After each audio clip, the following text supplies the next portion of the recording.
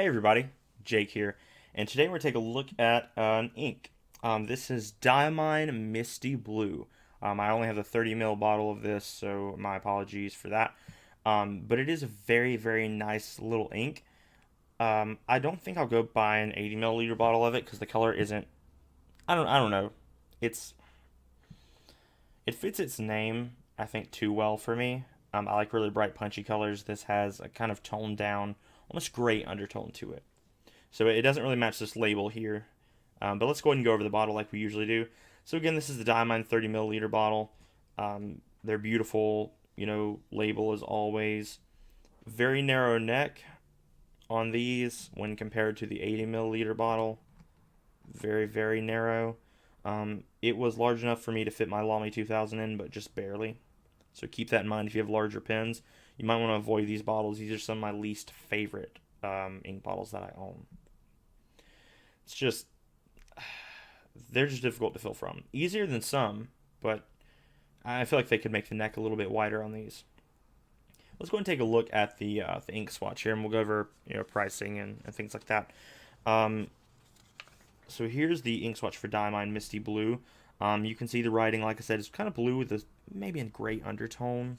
Kind of, it's not as punchy as Asagao or anything. You can see compared to the label, it's not that vibrant. The ink swatch got some interesting results. So there's some, what I would describe as kind of a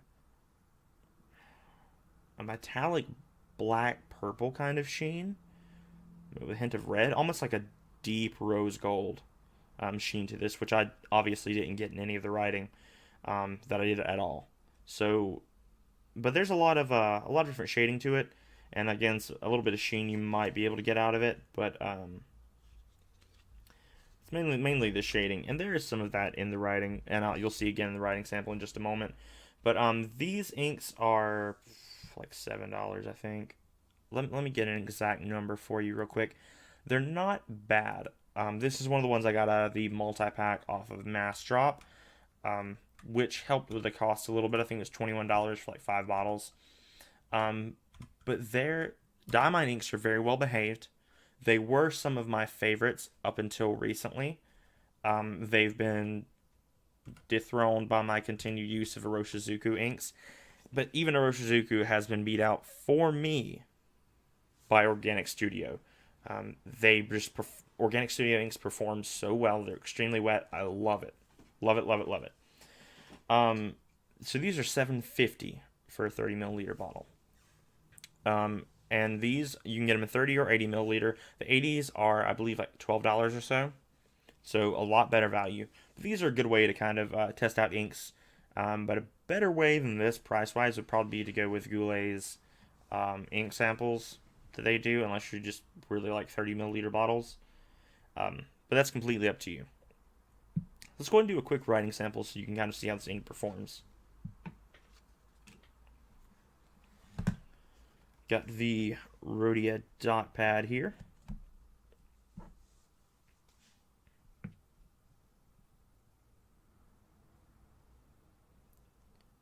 I started writing Lamy, so I'm going to go ahead and write Lamy 2000 on here because that is the pen that I'm using. Mostly ignore that though.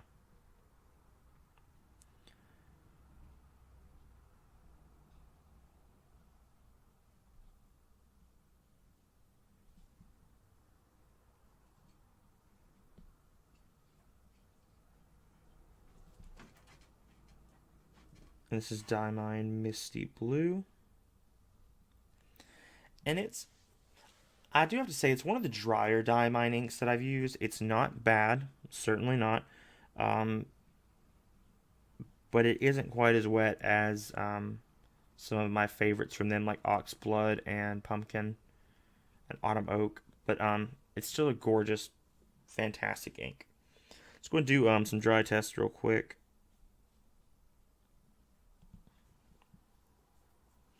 I'm not sure if it actually dries any faster than any of those, but it just doesn't seem like there's as much ink put down. I could be going crazy on that one.